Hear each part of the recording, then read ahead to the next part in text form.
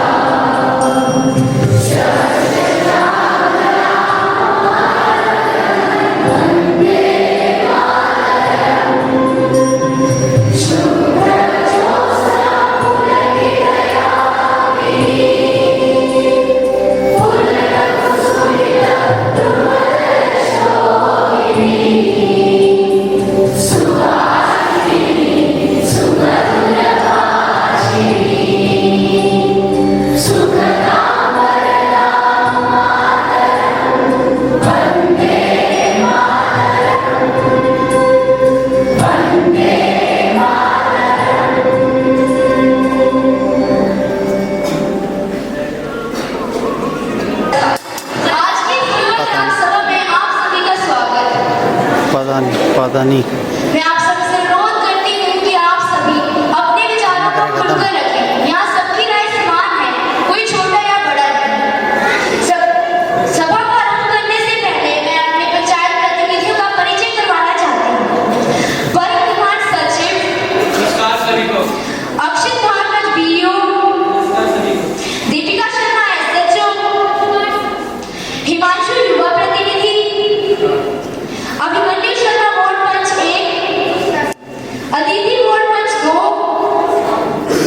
तनु ward पंच 3, Harman ward पंच 4, Tejal ward पंच 5, विवेक राज Verma data entry operator, दीक्षा आंगनबाड़ी कार्यकर्ता, वंशिका आशा कार्यकर्ता, नवजोत शिक्षक, विनायक कालिया रोजगार सहायक, रिधान ठाकुर एनजीओ कार्यकर्ता, समीर शंकर वंचित वर्ग सदस्य, हिमानी सैनी सह सचिव।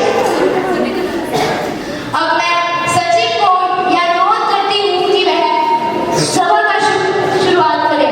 धन्यवाद सरपंच जी। आज की कार्यवाही पुस्तिका में सभी एजेंडा दर्ज है। मैं सभी से अनुरोध करता हूँ कि बोलते समय अपने विषय पर ही ध्यान दें और अपने सुझाव साफ और सरल तरीके से रखें। पिछली बैठक में 4 बड़े निर्णय हुए थे। आंगनबाड़ी के कमरे की मरम्मत, साइबर सुरक्षा, पीएम आवास योजना एवं विकास कार्य। स्थिति इस प्रकार है, आंगनबाड़ी के कमरे की मरम्मत पूरी हो चुकी है और अब ये साफ और सुरक्षित है। पीएम आवास योजना के तहत कई लाभार्थियों को जो घर स्वीकृत हुए थे उनमें से अधिकतर घर पूरे हो चुके हैं, लेकिन कई घर अभी पूरी तरह से तैयार नहीं हो पाए हैं, जिसकी मुख्य वजह किस्तों में देरी है। लड़कियों के लिए सेल्फ डिफेंस ट्रेनिंग प्रशिक्षण भी शुरू हो चुका है। आज की बैठक का एजेंडा निम्नलिखित है। स्वास्थ्य और स्वच्छता, युवाओं में नशे की लत, गाँव के लिए बढ़ती चिंता, बच्चों के लिए पुस्तकालय, पानी की समस्या, सोलर स्ट्रीट लाइट, गाँव में रोजगार और कौशल प्रशिक्षण की आवश्यकता, संपत्ति कर, एनओसी और अन्य जन्म प्रमाण पत्र, फीस पारित करने वाले बच्चों के लिए खेल का मैदान और पार्क, बीपीएल लिस्ट में नाम हट जाना, गाँव में आवारा पशुओं की समस्या, मनरेगा में काम न मिलना, टूटी हुई सड़कों की मरम्मत और नए रास्तों का निर्माण। ग्राम पंचायत को इस साल 15 लाख रुपए का बजट मिला है।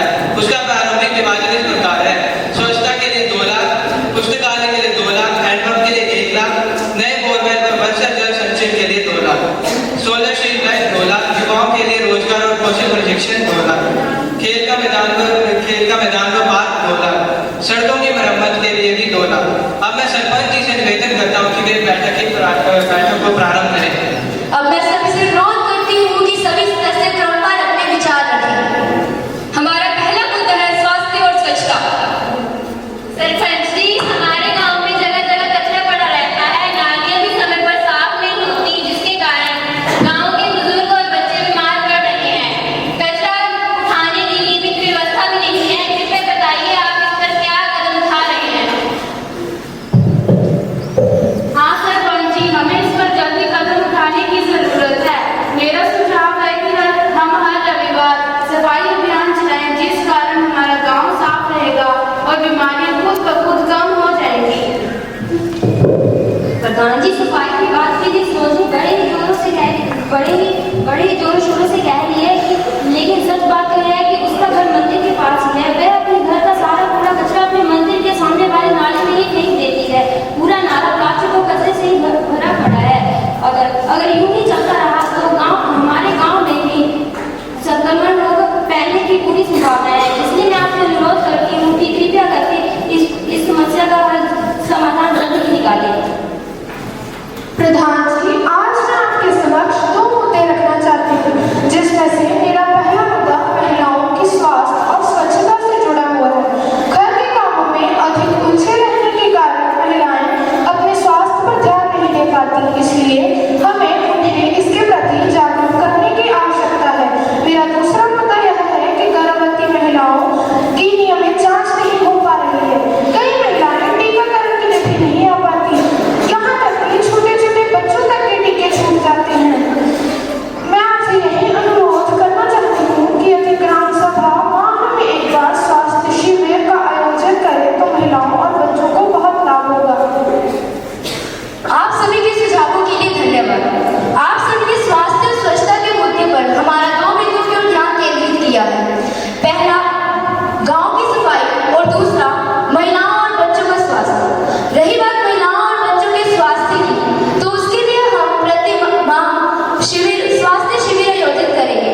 दूसरा, गांव की सफाई के लिए हम हर हफ्ते गांव में नियमित रूप से कचरा उठाने की व्यवस्था शुरू करेंगे, जिसमें ई-रिक्शा की व्यवस्था की जाएगी।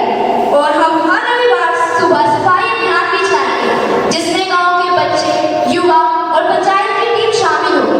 नालियों और सार्वजनिक स्थानों की नियमित रूप से सफाई करवाई जाएगी। गांव में डस्टबिन भी रखे जाएंगे। यह तभी संभव होगा जब आप सभी हमारा साथ देंगे। क्या आप सभी इसके लिए तैयार हैं?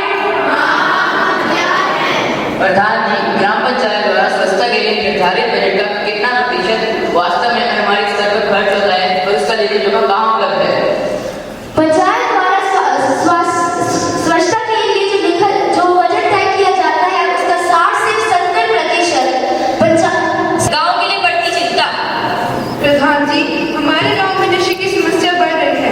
कुछ युवा तंबाकू, शराब, चिट्टे जैसी नशीली दवाओं में फंस रहे हैं, जिससे उनके स्वास्थ्य, शिक्षा और जीवन पर बुरा असर पड़ रहा है। आप तो जानते ही होंगे कि नशा परिवार और समाज दोनों को बर्बाद कर देता है। प्रधान जी, हमारे गांव के स्कूल के सामने एक शराब की दुकान खुल गई है, जो बच्चों और युवा पीढ़ी के लिए बहुत हानिकारक है। बच्चे स्कूल जाते समय वहां से गुजरते हैं और इन्हीं बुरी आदतों के शिकार होने का खतरा रहता है।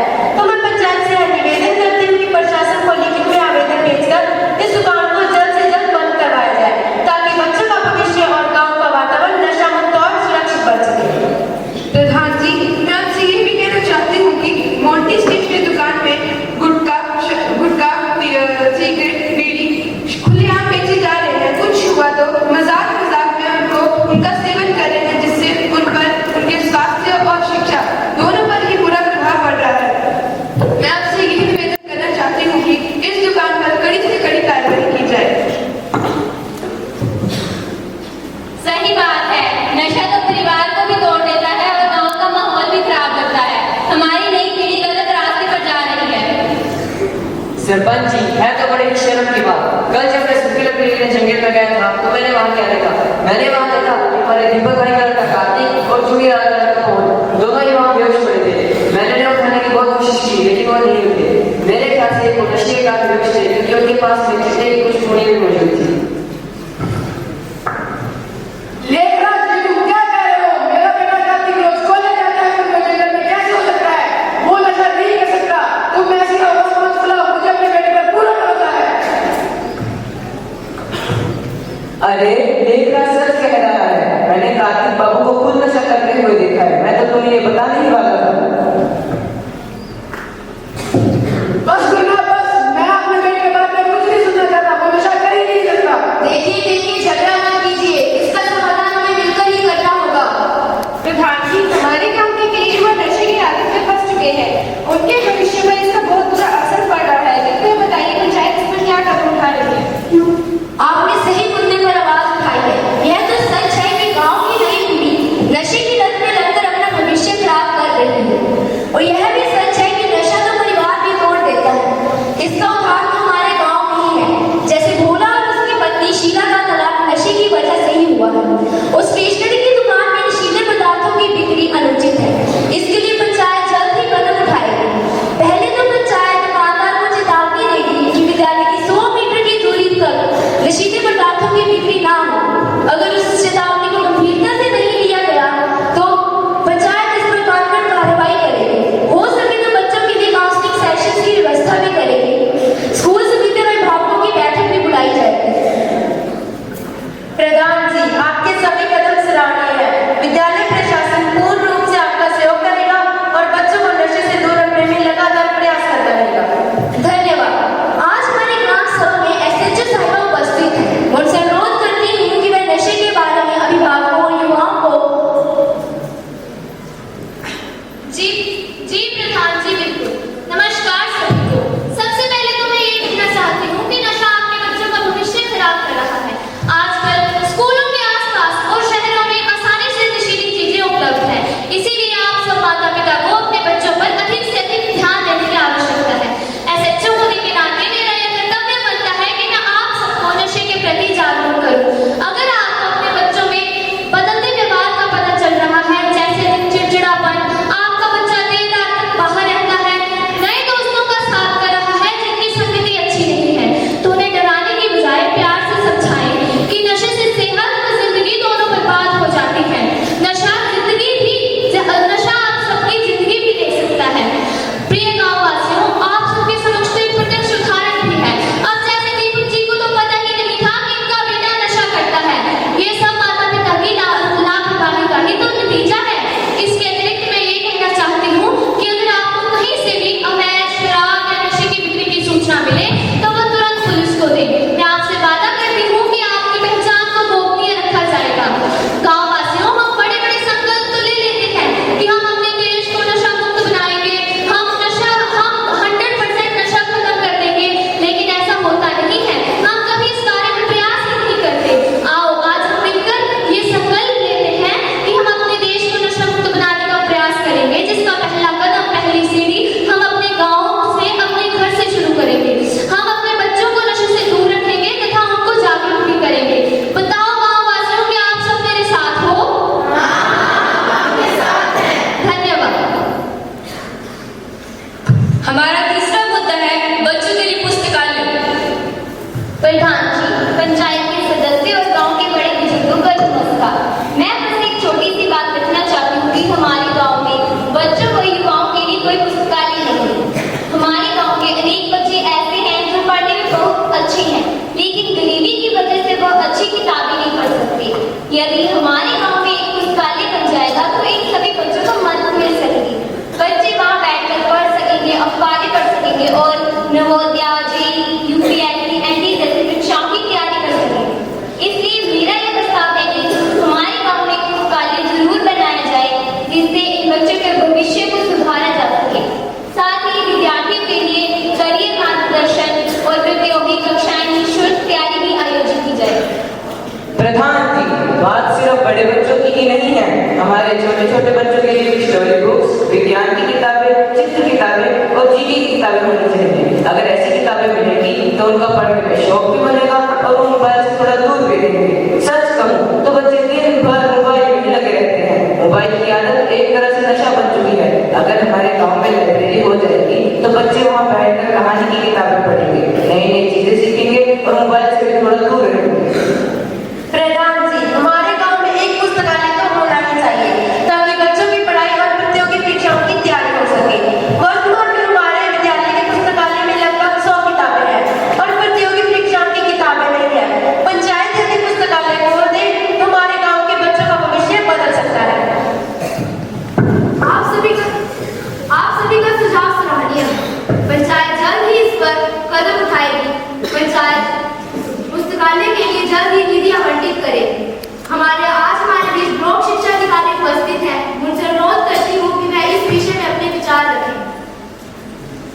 धन्यवाद सरपंच जी, यह एक महत्वपूर्ण प्रस्ताव है। आप लोगों ने एकदम सही मुद्दा रखा है।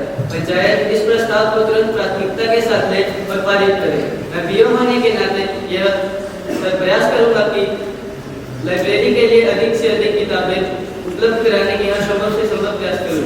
हर हाथ में किताब, हर मन में ज्ञान और हर घर में उजाला, यही हमारा उद्देश्य है। आपका प्रस्ताव सराहनीय है। हम सभा में इस प्रस्ताव को पास कर पंचायत भवन में एक अच्छा पुस्तकालय स्थापित करने की प्रक्रिया तुरंत शुरू करेंगे।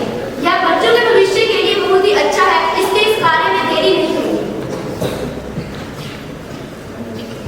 हमारा चौथा मुद्दा है पानी की समस्या।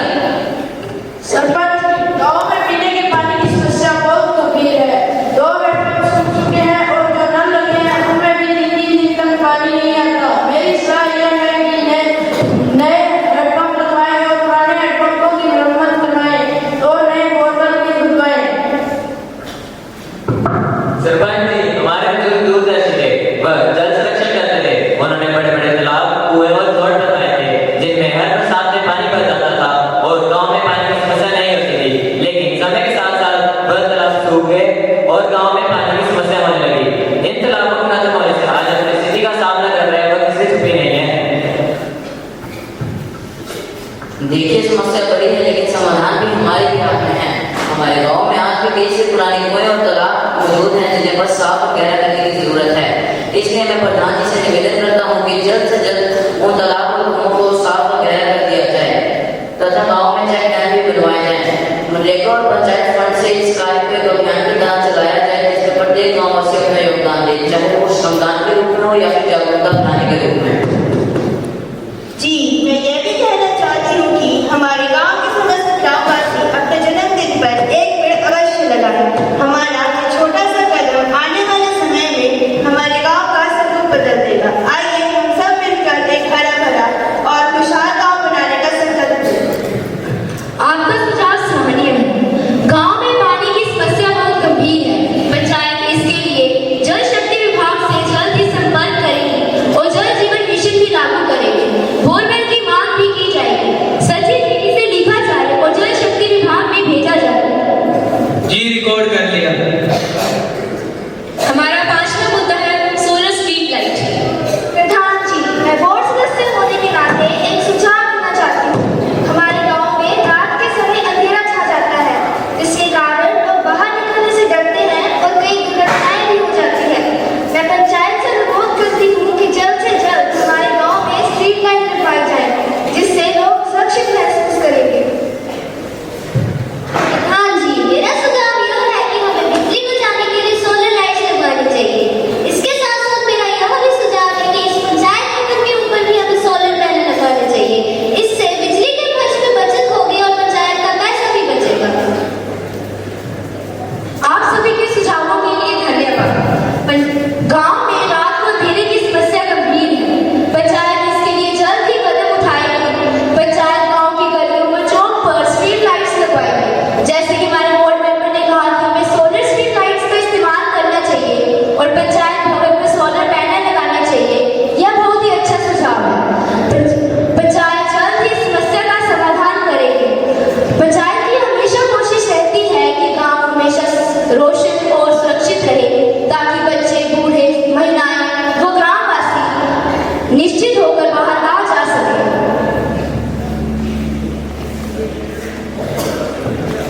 हमारा छठा मुद्दा है गांव में रोजगार और कौशल प्रशिक्षण की आवश्यकता। हाँ जी, गांव के युवाओं को सबसे ज्यादा जरूरत इस वक्त कौशल विकास केंद्रों की है। कई विद्यार्थी पढ़ लिख कर भी बेरोजगार रह जाते हैं। अगर इन्हें कंप्यूटर, सिलाई, कारीगरी और डिजिटल सेवाओं का प्रशिक्षण मिले तो आत्मनिर्भर बन सकते हैं। प्रधान जी, हिमांशु बिल्कुल ठीक कह रहा है। हमारे गांव के युवाओं को रोजगार नहीं मिल रहा है। इन्हें पढ़ाई, कंप्यूटर, हस्त जैसे प्रशिक्षण की जरूरत है। इससे उन्हें तुरंत रोजगार मिल सकता है। हाँ जी, मेरा मानना है कि यह प्रस्ताव बिल्कुल सही है। अगर गांव के महिलाओं को कौशल प्रशिक्षण मिल जाएगा तो वह आत्मनिर्भर बन सकती है। इतना ही नहीं, वह अन्य महिलाओं को भी रोजगार दे सकती है। यह कामकाज तो वह अपने घर से शुरू कर सकती है, जैसे अचार बनाना, ब्यूटी पार्लर, कंप्यूटर प्रशिक्षण और हस्तकलाएं आदि। माननीय प्रधान जी, मैं वंचित वर्ग की ओर से कुछ कहना चाहता हूँ। हमारे समुदाय के युवाओं और महिलाओं को कौशल प्रशिक्षण का बराबरी का मौका दिया जाए। धन्यवाद। आपकी यह मांग जरूर पूरी होगी। हाँ, कई लड़कियाँ ब्यूटी पार्लर, सिलाई, कंप्यूटर जैसी ट्रेनिंग लेना चाहती है, लेकिन यहाँ पे कोई प्रशिक्षण केंद्र उपलब्ध नहीं है। प्रधान जी, आपको तो पता ही है आजकल सभी काम ऑनलाइन हो रहे हैं, लेकिन हमारे गाँव वासियों को तो पता ही नहीं है कि सरकार द्वारा कौन कौन सी डिजिटल सेवाएं दी जा रही हैं। उन्हें तो ये तक नहीं पता कि वो अपने मोबाइल से कौन कौन से सरकारी काम कर सकते हैं। बिल्कुल सही बात है। सरकार ने बहुत सी डिजिटल सेवाएं शुरू की हैं, जैसे कि खेती-बाड़ी से जुड़ी जानकारी या मौसम का हाल आदि। इसका हम लाभ नहीं ले पाते, इसलिए इसका भी प्रशिक्षण मिलना चाहिए। आजकल तो सारे काम ऑनलाइन होते हैं। आजकल हम बिजली का बिल, पानी का बिल और घर का टैक्स भी मोबाइल द्वारा भर सकते हैं। मनरेगा पेंशन और राशन कार्ड की जानकारी भी ऑनलाइन देखी जा सकती है। सरपंच जी, ये तो बहुत ही बढ़िया रहेगा। इससे हमें शहर जाने की भी जरूरत नहीं पड़ेगी और हमारा समय और खर्च दोनों ही बचेंगे। यह बहुत अच्छा सुझाव दिया आपने। यह हमारे गांव की नई पीढ़ी के भविष्य के लिए बहुत अच्छा है। कौशल प्रशिक्षण केंद्र हमारी प्राथमिकता में रहेंगे। इसके लिए हम जिला कार्यालय में युवाओं के लिए कंप्यूटर पढ़ाई, सिलाई, कढ़ाई और हस्तशिल्प जैसे केंद्र की मांग करेंगे। आपकी यह मांग जल्द ही पूरी होगी। हमारा सातवां मुद्दा है संपत्ति कर, एनओसी और अन्य जन्म प्रमाण पत्र, मृत्यु प्रमाण पत्र, विवाह प्रमाण पत्र, परिवार दृष्टि की नकल, फीस पारित करने बारे। आज की ग्राम सभा में सरपंच महोदय द्वारा यह प्रस्ताव रखा गया है कि पंचायत कार्यालय द्वारा जारी किए जाने वाले सभी प्रकार के प्रमाण पत्र, परिवार नकल, रिपोर्ट आदि पर निर्धारित शुल्क लगाया जाएगा, जिससे कि पंचायत निधि में वृद्धि होगी। इससे अतिरिक्त समर्थ पंचायत पोर्टल पर ये कार्य ऑनलाइन किए जा रहे हैं। अब संपत्ति कर और अन्य शुल्क दरें भी ऑनलाइन दर्ज की जाएंगी। इसलिए संपत्ति कर और उससे संबंधित शुल्क वर्ष 2026 में निर्धारित दरों के अनुसार दिए जाएंगे। इसमें परिवार रजिस्टर नकल शुल्क 20 रुपए, बीपीएल प्रमाण पत्र निःशुल्क, एलओसी न्यूनतम 100 रुपए, जन्म एवं मृत्यु प्रमाण पत्र तो 20 रुपए, संपत्ति कर 100 रुपए, परिवार रजिस्टर नकल शुल्क 20 रुपए से 50 रुपए तक आवश्यकता के अनुसार, विवाह पंजीकरण शुल्क 30 दिन के तक 200 रुपए, 31 दिन के बाद 400 रुपए और 60 दिन के बाद अधिकतम 600 रुपए तक शुल्क लिया जाएगा। प्रधान जी, फीस बढ़ने की बात सुनकर हम सब परेशान हैं। महंगाई पहले ही बहुत बढ़ चुकी है, अब अगर छात्रा बनवाने की फीस भी बढ़ जाएगी तो गरीब आदमी कैसे जिएगा? प्रधान जी, जन्म और मृत्यु पत्र की फीस बढ़ाना ठीक नहीं है। ये जरूरी दस्तावेज है। अगर इनकी फीस बढ़ जाएगी तो गरीब परिवारों को इन्हें बनाने में बहुत सी मुश्किलों का सामना करना पड़ेगा। एनओसी और परिवार नकल की फीस बढ़ने से लोगों को दिक्कत नहीं आ सकती। हम इसका विरोध करते हैं। अरे शांत हो जाइए। आप सबकी बात सही है, पर फीस बढ़ाने के पीछे भी हमारी कुछ मजबूरी है। पिछले सालों से फीस में वृद्धि नहीं हुई, बल्कि खर्च बढ़ गए। सड़क, नाली, स्ट्रीट लाइट, सफाई और ये सारे काम पंचायत की आय से ही चलते हैं। हम गरीब भाइयों, विधवा बहनों, दिव्यांग और बीपीएल परिवारों को छूट देंगे, उन पर बोझ नहीं डालेंगे। अगर गरीबों को छूट रहेगी और पैसा सीधा गांव के कामों में लगेगा तो हम इस प्रस्ताव से सहमत हैं। आप चिंता न करें, आपका पैसा गांव के विकास में ही लगेगा। आप सभी इससे सहमत हैं? मैं इस निर्णय को कार्यवाही पुस्तिका में दर्ज कर रहा हूँ। नागरिकों की आवाज, मुक्त मंच, बच्चों के लिए खेल का मैदान हर पार्क। प्रधान जी, मैं वार्ड सदस्य होने के नाते आपके सामने एक सुझाव रखना चाहती हूँ। हमारे गांव में कोई भी खेल का मैदान नहीं है। हमारे गांव के बच्चे और युवा सड़कों में खेलते हैं, जिससे बहुत सी दुर्घटनाएं भी हो सकती हैं। प्राइमरी स्कूल के सामने वाली जमीन को खाली करा दिया जाए और एक खेल का मैदान बना दिया जाए। वहाँ हम वॉलीबॉल, फुटबॉल जैसी खेल खेले जा सकते हैं। बिल्कुल सही बात है। अगर बच्चों के लिए खेल का मैदान होगा तो बच्चे गली या सड़क के बजाय एक सुरक्षित जगह पर खेल पाएंगे। इससे उनकी सेहत अच्छी होगी और वह खेल कूद में अपना नाम भी कमा पाएंगे। हाँ जी, बिल्कुल बढ़ना चाहिए। मेरे पोतों क्रिकेट का बड़ा शौकीन है। रोज ही पानी में कुछ न कुछ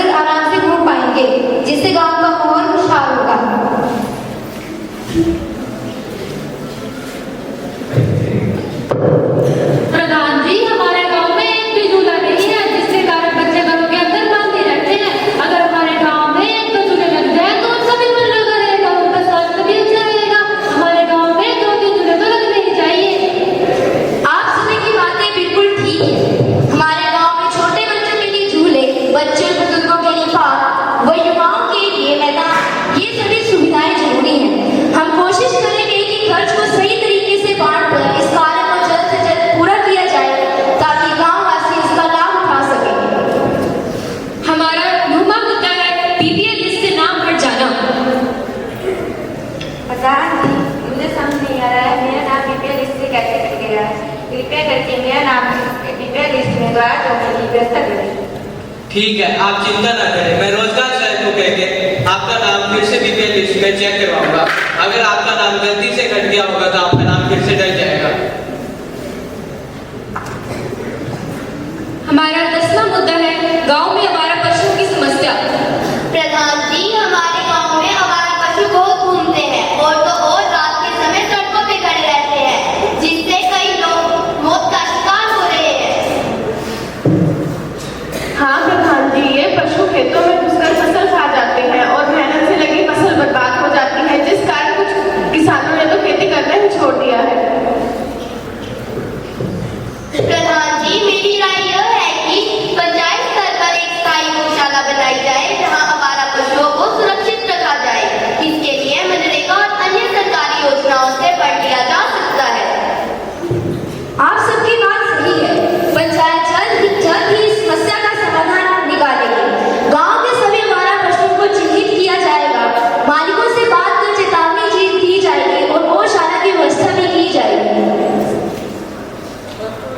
हमारा 11वां मुद्दा है मनरेगा में काम ना मिलना। प्रधान जी, हमारे जॉब कार्ड बने हुए हैं लेकिन फिर भी कोई काम नहीं मिल रहा। हमारे घर की आर्थिक स्थिति भी कमजोर है, हमें तुरंत काम की जरूरत है। आप सबकी समस्या सही है। पिछले कुछ महीनों से तकनीकी और प्रशासनिक कारणों के चलते मनरेगा के कई काम रुके हुए थे, जिसके कारण आपको काम नहीं मिल पा रहा था। लेकिन अब पंचायत ने मनरेगा के नए कार्यों की सूची बना ली है। अगले सप्ताह से गाँव में मनरेगा के नए कार्यों को शुरू कर दिया जाएगा। जिनके जॉब कार्ड बने हुए हैं उनको प्राथमिकता के आधार पर कार्य दिए जाएंगे। जो परिवार आर्थिक रूप से कमजोर हैं उनके नाम पहले भेजे जाएंगे। मनरेगा व अन्य रोजगार से जुड़ी योजनाओं का लाभ हर जरूरतमंद व्यक्ति को मिले, यह हमारी प्राथमिकता है। मनरेगा से जुड़े सभी कार्यों में पूर्ण रूप से पारदर्शिता रखी जा रही है ताकि किसी भी व्यक्ति को किसी भी रूप से शिकायत का मौका ना मिल सके। हमारा 12वां मुद्दा है टूटी हुई सड़कों की मरम्मत और नए रास्तों का निर्माण। प्रधान जी, हमारे गांव की सड़कें काफी जगह से टूटी हुई है और साथ में गड्ढों में पानी भर जाता है और चलना मुश्किल हो जाता है। कृपया इसकी जल्द मरम्मत करवाएं। जी प्रधान जी, बरसात के समय रास्ता खराब होने के कारण पानी भर जाता है, जिससे चलना फिरना मुश्किल हो जाता है, जिसमें दुर्घटना की संभावना बढ़ जाती है। कई बार रास्ता खराब होने की वजह से स्कूल बस भी नहीं आती है, बच्चों को स्कूल पहुंचाने में भी काफी दिक्कत होती है और अस्पताल पहुंचाने में भी मरीजों, गर्भवती महिलाओं और बुजुर्गों को बहुत दिक्कत होती है। अगर सड़क बन जाए तो बच्चों की पढ़ाई, मरीजों की जान बचना और गांव के विकास तीनों में बहुत फायदा होगा। प्रधान जी, वार्ड नंबर 4 की सड़क अभी तक भी नहीं बनी है। बार-बार अनुरोध करने के बाद भी कार्य नहीं करवाया जा रहा है। अतः हमारा आपसे निवेदन है कि इसके लिए जल्द से जल्द बजट एवं तारीख तय की जाए। प्रधान जी, आपको तो पता ही है कि हमारे गांव में 4-5 घर ऐसे भी हैं जो ऊपरी हिस्से में बसे हैं, लेकिन आज तक वहां जाने के लिए कोई रास्ता नहीं बनाया गया है। हमें रोज आने जाने में बहुत दिक्कत होती है। बरसात के कारण फिसलन होती है, जिससे सामान आने ले जाने में बहुत परेशानी होती है और यदि किसी बीमार को ले जाना हो तो और भी मुश्किल हो जाता है। इसीलिए मैं आपसे निवेदन करती हूँ कि वहां जाने के लिए एक सही रास्ता बनवाया जाए ताकि हम भी दूसरे गाँव की तरह आसानी से आ जा सकें। टूटी हुई सड़कों की मरम्मत व नए रास्तों का निर्माण अब और नहीं करेगा। इसके लिए मनरेगा और पंचायत निधि से प्रस्ताव तैयार करवाया जाएगा। अगली बैठक से पहले यह कार्य शुरू कर दिए जाएंगे। मैं आपको आश्वासन दिलाना चाहती हूँ कि वार्ड नंबर 4 के रास्तों की जल्द ही मरम्मत करवाई जाएगी। रोजगार सहायक जी, आप गाँव के सभी रास्तों का निरीक्षण करके उनका एक विस्तृत प्लान तैयार करें ताकि आगे की कार्यवाही समय पर की जा सके। जी, आज की चर्चा के आधार पर निम्नलिखित प्रस्ताव सर्वसम्मति से पारित किए गए। युवा वर्ग के कौशल विकास के लिए कंप्यूटर, अचार बनाना, ब्यूटी पार्लर, सिलाई, बढ़ईगिरी, हस्तशिल्प और डिजिटल सेवाओं का प्रशिक्षण शुरू कराएंगे। सोलर स्ट्रीट लाइट लगाएंगे। स्थान प्रति डस्टबिन और कचरा प्रबंधन के तारीखों को लागू किया जाएगा। बच्चों के लिए पुस्तकालय, खेल का मैदान बनाया जाएगा। टूटी सड़कों की मरम्मत और